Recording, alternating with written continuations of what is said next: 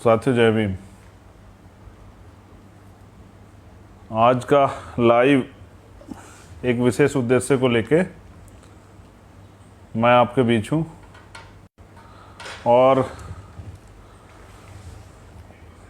मैं ये आशा करता हूँ कि आप सभी लोग स्वस्थ होंगे और आप सभी के लिए मैं मंगल कामनाएं करता हूँ। तो मैं आप सभी के परिवारों की मंगल कामनाओं के साथ बहुजन समाज में जन्मे सभी संतों, गुरुओं, महापुरुषों को भी नमन करता हूँ। करुणा के सागर तथागत गौतम बुद्ध, संत शिरोमणि सतगुरु रविदास जी महाराज, भगवान वाल्मीकि महाराज, गुरु नानक देव, संत कबीर, गुरु घासीदास जी, गुरु नारायणा गुरु, पेरियार रामास्वामी नायकर, पेरियार लल्लई यादव, बाबू जगदेव प्रसाद कुशवाहा, जन्ना कपूरी ठाकुर, अवंतिका बाई लोधी, उदा देवी पासी, बिजली पासी, राष्ट्रपिता ज्योतिबा फूले, संत गाडगे जी महाराज,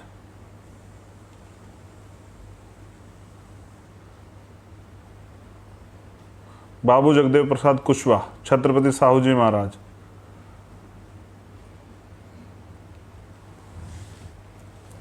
जननायक कपूरी ठाकुर, बाबू जगजीवन राम, मान्यवर दीना भाना वाल्मीकि साहब और विश्व रत्न बाबा साहब डॉक्टर भीमराव अंबेडकर, मेरे रहबर, मेरे आदर्श, मेरे गुरु मान्यवर साहब श्री काशीराम,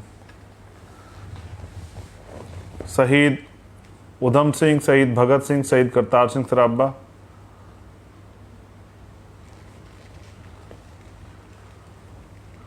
कोतवाल धन सिंह गुर्जर, सर छोटू राम, चौधरी चरण सिंह, ये वो नाम हैं जिनको मैं अपना आदर्श मानता हूँ, जिन्होंने समय समय पे वंचित वर्ग के लोगों के लिए और इस देश के लिए कुर्बानियाँ दी। तो आज संत कबीरदास जी की जयंती की पूर्व संध्या पर मैं आप सभी को वो मंगल कामनाएं भेंट करता हूं कि आप सभी को संत कबीर जी की जयंती की बहुत बहुत मंगल कामनाएं। और आज का जो लाइव उसका विशेष उद्देश्य है उत्तर प्रदेश में होने वाले चुनाव से पहले जन जागृति जत्थे को रवाना करने के लिए उत्तर प्रदेश में सामाजिक परिवर्तन, आर्थिक मुक्ति के आंदोलन को धार देने के लिए टुकड़ों में बटे शोषित वंचित समाज को एकजुट करने के लिए और भारतीय जनता पार्टी की उत्तर प्रदेश से विदाई सुनिश्चित करने के लिए जो साइकिल यात्रा उत्तर प्रदेश में शुरू होगी, जो 1 जुलाई से और 20 जुलाई तक ब्लॉक स्तर पे, उसके लिए एक पंपलेट बनवाया गया। जल्द वो पंपलेट आपके पास पहुंच जाएगा। मैं कुछ इशू जो है वो तो आपके सामने अभी भी रख दूंगा। 1 जुलाई से वो सभी उत्तर प्रदेश के कार्यकर्ता ध्यान दें, सभी पदाधिकारी उत्तर प्रत्येक गांव तक वो साइकिल यात्रा जाएगी। हर ब्लॉक पे साइकिल यात्रा जिला मुख्यालय शुरू होके और सभी ब्लॉकों में जाएगी और हर घर पे जाएगी। वंचित वर्ग के लोगों को उनकी वोट की वैल्यू का एहसास कराएगी। साइकिल यात्रा पे 2 झंडे, एक भीम आर्मी और एक आज़ाद समाज पार्टी के झंडे जो हैं कार्यकर्ता लगाएं वो साइकिल यात्रा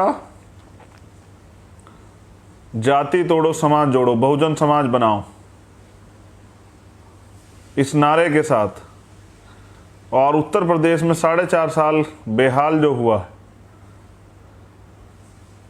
जो मैनिफेस्टो सरकार लाई थी जिसमें से कुछ भी पूरा नहीं हुआ, जो वादे किए गए थे वो खोखले वादे, उनका सच आम जनता को बताने के लिए मैं उन सभी परिवारों को भी नमन करता हूं जो कोरोना काल में पीड़ित हुए हैं, जिनके परिवार से कोई ना कोई चला गया।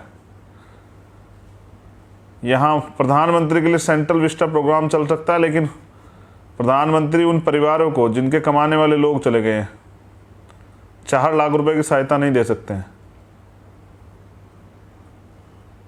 तो मैं उस पर भी आऊँगा, लेकिन अभी मेन इशू पे रहते हैं। मेन इशू ये है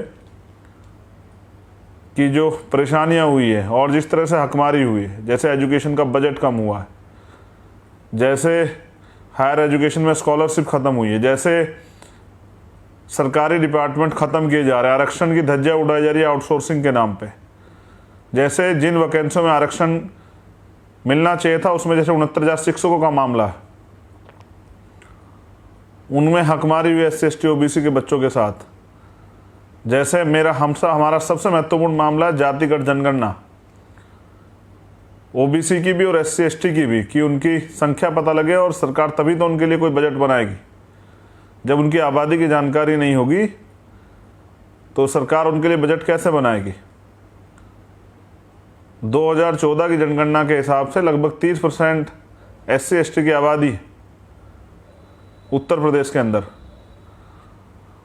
और जो छल हुआ है पहले 52% OBC को 27% आरक्षण। तो मैं काशीराम साहब के सिद्धांतों को आगे बढ़ाते हुए इस साइकिल यात्रा में गांव-गांव में भाईचारा स्थापित करने के लिए ये जातिगत जनगणना हो, और इस जातिगत जनगणना से संख्या का पता लगे, सोए हुए OBC समाज को पता लगे कि उसकी संख्या कितनी है और उसके हिस्से में आया क्या है, कितने यूनिवर्सिटियों के चांसलर उनके हैं, कितने हाई कोर्ट सुप्रीम कोर्ट के जज उनके हैं, कितने IEB ED CBI income tax ED के जो अधिकारी हैं, कितने सरकारी नौकरियों में उनकी वैकेंसी, कितने प्रोफेसर उनके, असिस्टेंट प्रोफेसर उनके, शेड्यूल कास्ट बैकवर्ड के लोगों को, शेड्यूल ट्राइब के लोगों को पता लगे, आदिवासियों को पता लगे, जानकारी मिले। तो उन्हीं नारों के साथ जो नारे तैयार किए गए वो पंपलेट में हैं, आप तक पहुंच जाएंगे। अन्यास किसी से विवाद ना करते हुए, अनुशासन में रहते हुए, बहन बेटियों का सम्मान करते हुए ये यात्रा जो है सभी ब्लॉक स्तर पर चलाएं भी। उसी दिन जो है संकल्प पत्र पढ़ के जो है ये यात्रा रोककर दूसरा जो नया संदेश है वो तैयार किया जाएगा, उसकी जानकारी आपको बीच में दे दी जाएगी। अब कमर कस लेनी चाहिए योद्धाओं को, वीरों को घर से बाहर निकलना चाहिए इस आंदोलन को बल देने के लिए। तो काशीराम साहब कहा करते थे कि जिंदा लोग मिशन चलाया करते और मुर्दा लोग मिशन को दफनाया करते। हमने मिशन को दोबारा जिंदा करने की ठानी, और ये साइकिल यात्रा की प्रेरणा मुझे कहाँ से मिलती है ये भी मैं आपके सामने जाहिर करना चाहूँगा। क्यों मुझे लगा कि इस वर्तमान की राजनीति के दौर में ये होना चाहिए, इसके पीछे 2 बातें हैं। पहली बात तो ये कि मैं मान्यवर काशीराम साहब को पढ़ रहा था, उनके जीवन को जब पढ़ रहा था तो मुझे जानकारी मिली कि एक बार वो एक सभा में जा रहे थे, तो तमाम नेता जो हैं वो गाड़ियों से आ रहे थे, लेकिन एक कार्यकर्ता एक पुरानी साइकिल से खुद पीछे अपनी बीवी को बिठाया और आगे 2 साल की बच्ची को लेके मीलों साइकिल चला के अपने नेता को सुनने के लिए आया। काशीराम साहब ने उनकी तारीफ करते हुए कहा कि इस व्यक्ति को ना नेता बनना है, ना विधायक MP बनना है, ना ही इसे किसी की गाड़ियों की जरूरत, ना ही इसे किसी के सहारे की जरूरत है, ये मिशन मूवमेंट का सच्चा सिपाही। तो इस लोकतंत्र में मैं ये महसूस करता हूँ कि गरीब तो राजनीति में आ ही नहीं सकते, वो तो कुछ कर ही नहीं सकते, मैं इस वास्तविक राजनीति को, जिसके लिए बाबा साहब अम्बेडकर ने लोकतंत्र का निर्माण किया था कि 1 वोट 1 वैल्यू, कि प्रत्येक व्यक्ति राजनीति में हिस्सेदारी करके अपने लोगों का भला कर सके, जो गरीब है वो भी नेता बन सके, वो भी आगे निकल के अपने लोगों की मदद कर सके। ऐसे लोगों को मौका कैसे मिलेगा जब सब लोग, जैसे मैंने कल के इंटरव्यू में बताया था कि 11,000 करोड़ रुपए भारतीय जनता पार्टी ने विज्ञापन पे खर्च कर दिए, और सभी दल करते हैं, मीडिया से लेकर सब जगह विज्ञापन पे खर्च, बड़े बड़े बैनर लगाते हैं। हमारे लोग भी, कुछ सक्षम लोग हैं वो लगा रहे हैं, लेकिन मैं ये महसूस करता हूँ कि इस विज्ञापन के खर्चे में तो एक प्रदेश का बजट बन जाता। तो मैं समझता हूँ कि जब इतना पैसा आदमी राजनीति में खर्च करेगा तो फिर वो गरीबों की बात नहीं करेगा। तो काशीराम साहब ने कहा अपने साथियों को कि ये जो साइकिल से व्यक्ति आया है, ये सच्चा और ईमानदार व्यक्ति है, ये मिशन मूवमेंट का के लिए प्रति ईमानदारी से काम करता, निष्ठावान है। और ऐसे ही लोग जो है ना बिकने वाले लोग होते हैं। ऐसे लोग जो हैं, जैसे कबाने और काशीराम साहब कहते थे कि ना तो हमें बाबा साहब के मिशन को खाना है ना पीना है, हमें तो इसको पढ़ना और पढ़ाना है। तो ऐसे ही लोग जो हैं दूसरे लोगों के लिए आदर्श बनते हैं। इनको गाड़ी वालों को कोई नहीं देखता, इस साइकिल वालों को सब लोग देखेंगे। तो इसलिए मैं ये समझता हूँ कि कोई भी बड़ा काम एक जिंदगी में पूरा नहीं हो सकता, ये मान्यवर काशीराम साहब कहते थे। इसलिए आने वाली पीढ़ियों को तैयार करना जो है पड़ता है, ये काशीराम साहब कहते थे। तो मैं भी साइकिल यात्रा के माध्यम से उन गरीब लोगों में, उन नौजवानों में, जो भीम आर्मी, आज़ाद समाज पार्टी कार्यकर्ता हैं, जो भूखे प्यासे रह के आंदोलन चला रहे हैं, जो अपनी मेहनत की कमाई से इस आंदोलन को मजबूत कर रहे हैं, मैं चाहता हूं कि देखो, हर पार्टी में कार्यकर्ताओं को सम्मान होता है, आज़ाद समाज पार्टी, भीम आर्मी में भी होता है, लेकिन मैं अपने गरीब कार्यकर्ताओं को ये कहना चाहता हूं कि वो अमीर कार्यकर्ताओं से अपने आप को कमज़ोर ना समझे। हर गरीब कार्यकर्ता भी उतना ही जिम्मेदार है, उतनी उसका सम्मान है जितना एक अमीर कार्यकर्ता का। हाँ, अमीर कार्यकर्ता भी आगे काम करना चाहता है तो उसके लिए भी रास्ते खुले हैं, लेकिन ये गरीबों के लिए राजनीतिक दल बनाया कि जिससे गरीब राजनीति करके और अपने समाज का भला कर सकें। ये पैसे वाले लोग अगर गरीबों के इतने हितैषी होते तो कोई गरीब नहीं होता। तो काशीराम साहब ने कहा कि ये साइकिल जो है ना, ये सस्ता साधन है, बिल्कुल सस्ता साधन प्रचार प्रसार के लिए, अपनी बात को कहने के लिए आसानी से। मैं समझता हूँ कि परेशानियाँ तो होंगी, लेकिन जिसका समाज इतना परेशान हो, पीड़ित हो, उसके लिए ये परेशानियाँ कुछ नहीं। 2 पैर और 2 टायर के माध्यम से जो लोग आज काशीराम साहब को कहते हैं कि हम काशीराम साहब की मूवमेंट चला रहे हैं, अच्छी बात है, आप चला रहे हैं। काशीराम साहब ने तो सिद्धांत दिए थे, विचारधारा दी थी गरीबों के लिए। जब उनके नेतृत्व में पहली सरकार बनी तो उनके कई मंत्रियों के पैर में तो एक रंग की चप्पल भी नहीं थी। आप इतिहास पता कीजिए, वो लोग तो आज शामिल ही नहीं है, उनको तो कोई जानता ही नहीं।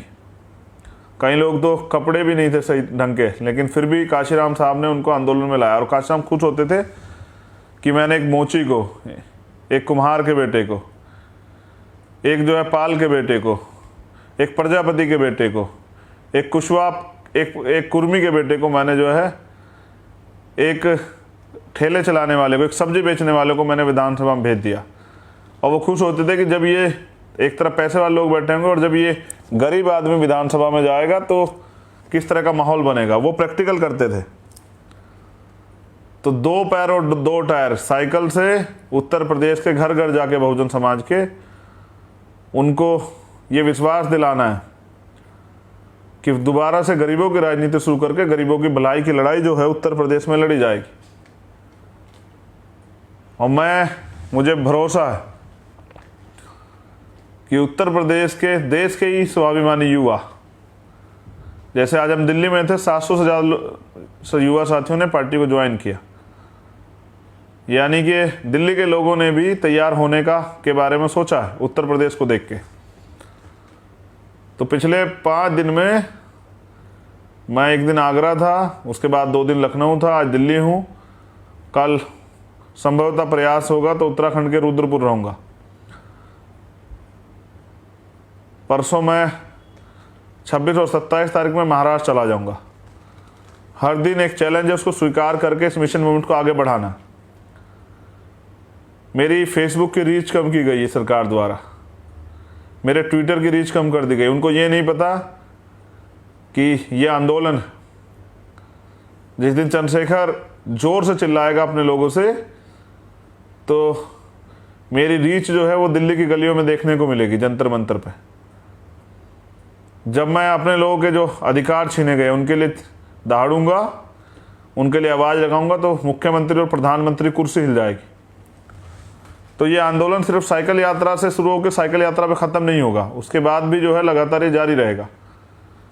और वो तमाम मुद्दे जो जिस तरह से आम आदमी असुरक्षित है उत्तर प्रदेश में, महिलाएं जो हैं वो पीड़ित हैं, ऐसी सरकार को क्या फ़ायदा जो बहन बेटी की सुरक्षा ना कर पाए। मैं पूरे चैलेंज के साथ कहता हूँ कि उत्तर प्रदेश में आज़ाद समाज पार्टी की सरकार आने के बाद कोई बहन बेटी किसी जाति धर्म की असुरक्षित नहीं होगी। और अगर उसके स्वाभिमान सम्मान में कोई आँच भी आएगी, उसके स्वाभिमान सम्मान कोई कमज़ोर करने का प्रयास करेगा, अपमान करने का प्रयास करेगा, तो उसको सज़ा मिलेगी। ऐसी सज़ा की वो याद रखेगा।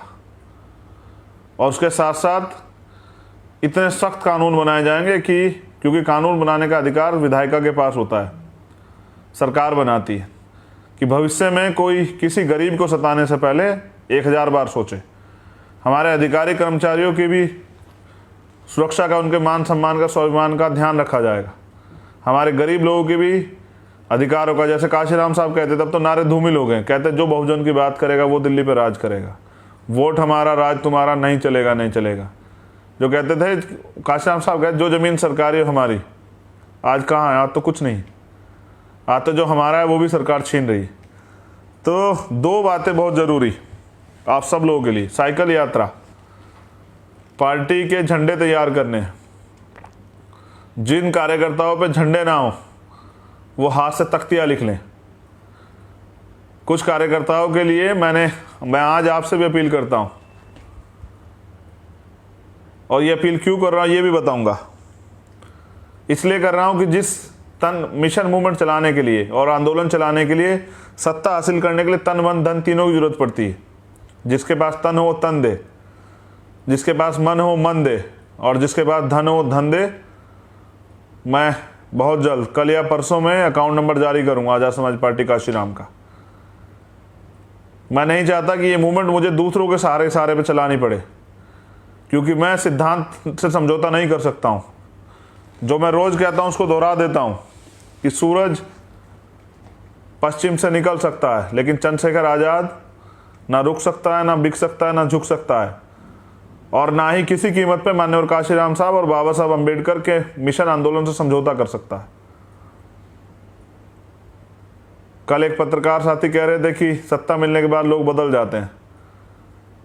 ये सत्ता की लड़ाई, सत्ता तो मात्र साधन है, असली लड़ाई तो व्यवस्था परिवर्तन की है, जिस व्यवस्था ने आज भी हमारे लोगों को मजबूर किया है ये परेशानी का जीवन जीने के लिए। तो मैं पूरे देश में घूमता हूँ, ये महसूस करता हूँ कि सत्ता प्राप्ति के लिए तन मन धन तीनों की जरूरत होती। मैं ये बात इसलिए दोहरा रहा हूँ कि हमारे लोगों को समझ आए। मैं अपने गरीब कार्यकर्ताओं से भी कहना चाहता हूँ कि ये मूवमेंट आपके अपने संघर्षों से तैयार हुई है। इसे कोई पूंजीपति फंड नहीं करता है, इसे कोई पैसे वाला फंड नहीं करता है। ये आपके मेहनत की कमाई से, जो आप भूखे पैसे रह के संगठन पार्टी के लिए चंदा जुटाते हैं, उससे पार्टी चलती है, उससे संगठन चलता है। हम गरीब जरूर हैं लेकिन बिकाऊ नहीं है।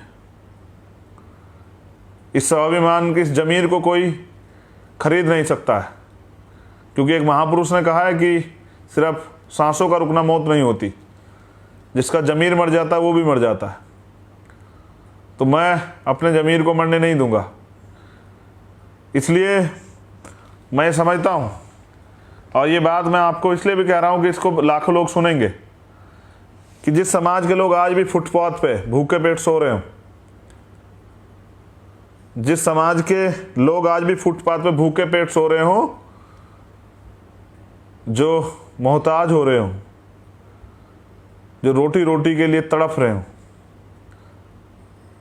जिनकी माताओं बहनों के तन पे, क्योंकि मैं पूरे देश में घूमता हूँ, आज भी वस्त्र ना हो, जो आज भी जिस समाज को जातिगत अन्याय अत्याचार का सामना करना पड़ता हो, उस समाज के नौकरी पैसे वाले लोग, बिजनेस करने वाले लोग एसी में कैसे सो सकते हैं?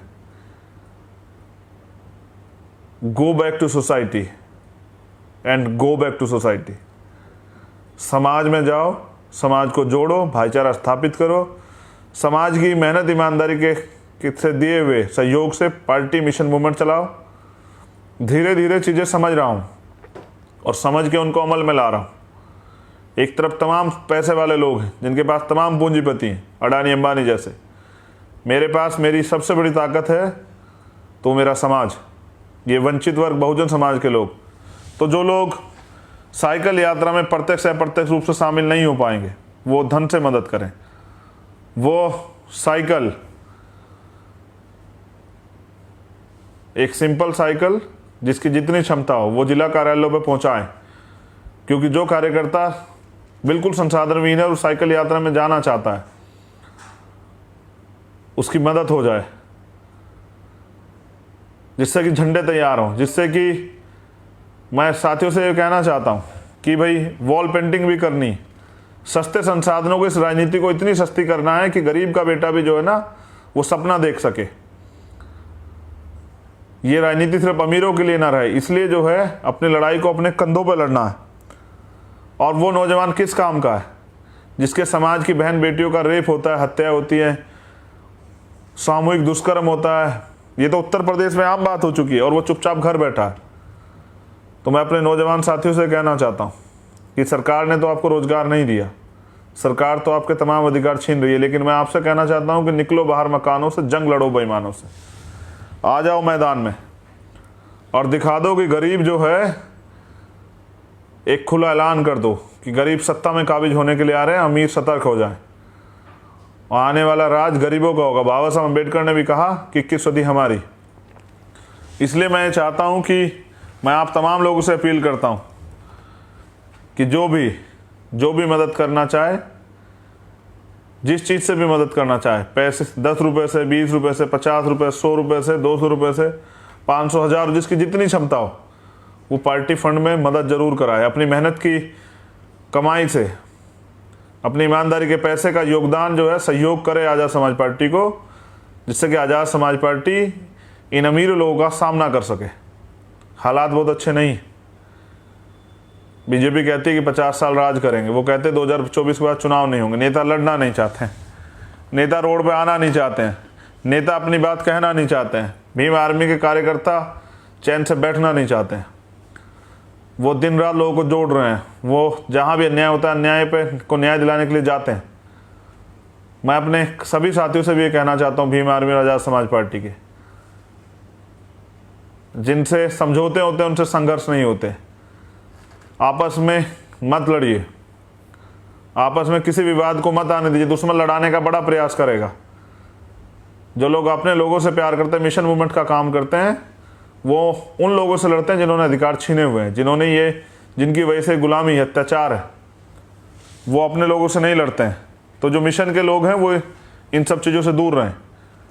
तो मैं फिर दोबारा अपील करता हूँ, ये आपकी भी जिम्मेदारी। बाबा साहब अम्बेडकर ने 18 मार्च 1956 को जो कहा था कि मुझे मेरे पढ़े लिखे लोगों ने धोखा दिया, और उन्होंने ये भी कहा कि बड़ी मुश्किल से मैं इस कारवा को यहाँ तक लेकर आया हूँ, अगर आप इसे आगे नहीं ले जा सकते तो उसको पीछे मत जाने देना।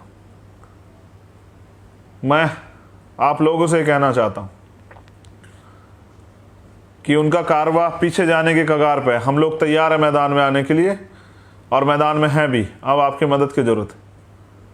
उन्होंने ये भी कहा, मैंने एक दिन पहले भी सुनाया था लाइव में, कि मैं बहुत दूर तक देखता हूँ कि कोई भी एक भी नौजवान ऐसा नहीं दिखाई देता जो इस तंबू का बम्बू बन के इस कारवा को आगे बढ़ाने के लिए काम करे, जिससे कि मैं चैन से मर सकूं। फिर मेरे रहबर काशीराम साहब ने इसका बीड़ा उठाया।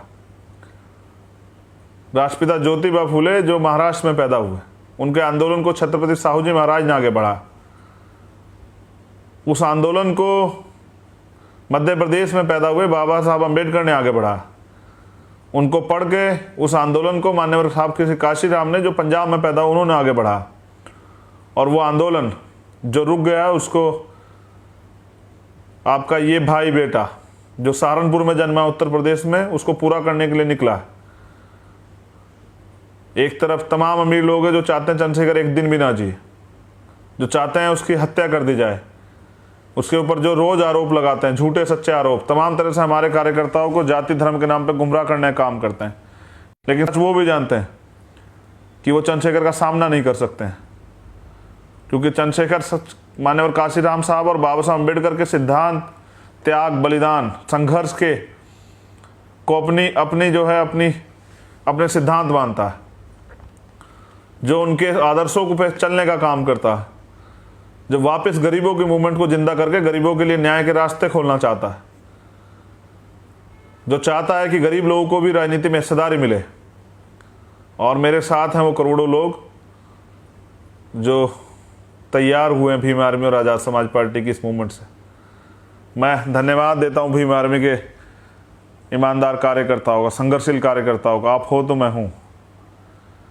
लेकिन मैं ये भी कहना चाहता हूं कि पढ़ने से प्राप्त होता है ज्ञान, या इतिहास को जानने से प्राप्त होता है ज्ञान, ज्ञान से मिलती है शक्ति, शक्ति से मिलता है परिवर्तन, शक्ति से होता है परिवर्तन। और इस परिवर्तन को करने के लिए, सत्ता के साथ व्यवस्था परिवर्तन के इस आंदोलन को आगे बढ़ाने के लिए मुझे आप सब लोगों के सहयोग की जरूरत है। मैं ये भी जानता हूं मेरे एक कहने पे हजारों कार्यकर्ता अपना मोबाइल बेच के साइकिल खरीद लेंगे, लेकिन वो फिर मुझे सुनेंगे कैसे? मैं उन कार्यकर्ताओं का दिल से आभार प्रकट करता हूं। मैं उनकी भावनाओं की भी कदर करता हूं कि वो परसों मैं लखनऊ था, मैंने कार्यकर्ताओं से संदेश दिया, 20-25 कार्यकर्ता थे, कि भाई ये आपकी मूवमेंट है, भीम आर्मी से जन्नी है, भीम आर्मी से तैयार हुई आज़ाद समाज पार्टी। भीम आर्मी जो है माँ है आज़ाद समाज पार्टी की। तो माँ अगर बच्चों का ख्याल नहीं रखेगी तो कैसे चलेगा? ये समाज जो है, ये समाज सारा भीम आर्मी का है। तो आप विश्वास कीजिए, एक कार्यकर्ता मेरा छोटा भाई, उसने अपनी मेहनत की कमाई से, मुझे नहीं पता, उसको देख के नहीं लगता कि वो कमाता होगा, उसने अपनी जेब से 100 रुपये निकाल के मुझे दिए कि भैया ये मेरा योगदान। और मैं भावुक होने से नहीं रोक पाया अपने आप को। मैं समझता हूँ कितना विश्वास, आपका विश्वास बहुजन समाज को सत्ता में लाएगा, आपका राज स्थापित होगा, कमज़ोर वंचितों की आवाज़ सुनी जाएगी, उनको न्याय मिलेगा, नौजवानों के लिए रोजगार के रास्ते खुलेंगे, महिलाओं बहनों के पे जो अन्य अत्याचारों में बंद होंगे उनको स्वाभिमान सम्मान का जीवन मिलेगा, आपको अधिकार मिलेंगे, इस जीवन से, गुलामी के जीवन से मुक्ति मिलेगी। लेकिन ये सब हो पाएगा तभी जब सत्ता आएगी। तो सत्ता से अभी हम लोग दूर हैं, लेकिन ऐसा नहीं कि नामुमकिन है कि सत्ता ना आए। अगर पूरी ईमानदारी से 20 दिन वर्करों ने अपना काम किया, मैं खुद भी किसी भी ज़िले में पहुंच सकता हूं यात्रा में शामिल होने के लिए, ये देखने के लिए क्या आप लोग जो पदाधिकारी कार्यकर्ता बने बैठे हैं समाज को धोखा तो नहीं दे रहे हैं। मैं ये जानने के लिए, जहाँ तक मैं मानता हूँ कि इस बात का तो मुझे विश्वास है कि ऐसा नहीं होगा, लेकिन मेरी जिम्मेदारी है एक लीडर होने के नाते अपने साथियों कार्यकर्ताओं को, जो मेरा परिवार है, उन पर ध्यान रखना। तो मैं आपसे अपील करता हूँ, कल या परसों में मैं अकाउंट नंबर जारी करूँगा, और मैं किसी पूंजीपति, किसी उद्योगपति, किसी पैसे वाले के इशारे पे इस मूवमेंट को नहीं चलाऊँगा। काशीराम साहब कहते जो सहारा देगा वो सहारा भी देगा। जब मैं दूसरों के सहारे इसको चलाने के बारे में सोच भी नहीं सकता हूँ, तो किसी के इशारे का तो मतलब ही नहीं बनता है। मैं इसलिए आपसे अपील कर रहा हूँ कि अपनी पार्टी को चलाने के लिए आर्थिक मदद करें और इसको अपनी मेहनत की कमाई से सींचे, जिससे कि इसका फल जो है समाज को मिल सके, और ये मिलेगा, ये मेरा विश्वास। तो पूरे देश के कार्यकर्ताओं से मैं ये कहूँगा कि वो उत्तर प्रदेश में आंदोलन को आगे बढ़ाने के लिए होने वाली साइकिल यात्रा के संसाधन जुटाने के लिए मदद करें। जो साइकिल से मदद कर सकता हो वो एक सामान्य साइकिल को जिला कार्यालयों पर पहुंचा दे, जिससे कि वो वर्कर जिस पे जो आंदोलन में भागीदारी करना चाहता है उसको वो साइकिल के प्रयोग से इस बात को जो है गांव-गांव तक, लोगों तक पहुंचा सके। जैसा मैंने कहा, सतर्कता रख के जो है इस आंदोलन को आगे बढ़ाना है। और मेरी बहुत बहुत मंगल कामना है। आने वाला कल आपका है। बाबा साहब अम्बेडकर ने कहा 21 सदी हमारी। मैं पढ़ता रहता हूँ इतिहास को, अपने रहबरों को, अपने गुरुओं महापुरुषों को, वो मुझे सीख देते हैं। जो परेशानी आज है वो पहले भी आई है, वहीं से मुझे बल मिलता है। मैं ये समझता हूँ कि हमारे कार्यकर्ता आज इस क्षमता में है कि गाड़ियों का इंतजाम भी कर सकते हैं, मोटरसाइकिलों का इंतजाम भी कर सकते हैं, उसके लिए भी मौका मिलेगा। लेकिन मैं तो ये देखना चाहता हूँ कि वो कितने कार्यकर्ता हैं जिनको मान्यवर काशीराम साहब कहते थे कि जो झंडा लगा के साइकिल पे आ रहा है मीलों से चल के, वो ना बिकने वाला मेरा लीडर, मेरा नेता, मेरा छोटा भाई, मेरा परिवार का साथी, इस मिशन मूवमेंट का, काशीराम साहब, बाबा साहब अम्बेडकर के आंदोलन का सिपाही। मैं भी एक इस सफ़र पार कर रहा हूँ, एक सफ़र में हूँ,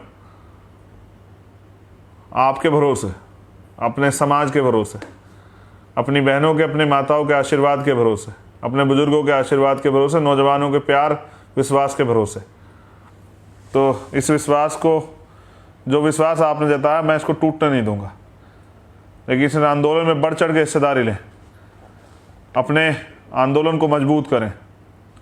जय भीम, जय भारत, जय संविधान, जय लोकतंत्र, जय विज्ञान। आप सभी के लिए मंगल कामनाएं।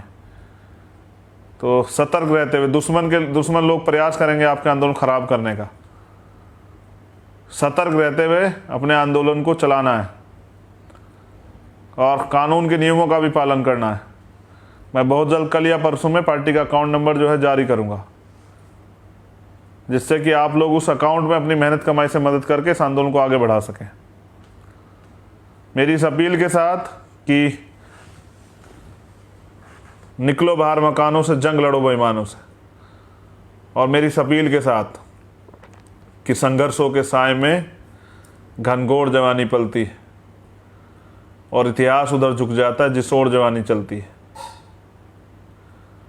ये नौजवान साथी, बहुजन समाज की रीढ़, जो जहाँ तक मैं समझता हूँ कि मैंने कैडर से बहुत सारे लोगों को तैयार कर दिया है, जो पूरे देश में होने वाले बहुजनों के अत्याचार को अपने परिवार पर अत्याचार मानते हैं, और वो लोग तैयार भी हो चुके हैं इस आंदोलन को आगे बढ़ाने के लिए। आप सब लोग इसमें सहयोग करें, ऐसे ही आगे बढ़ते रहेंगे। धन्यवाद। जय भीम, जय भारत।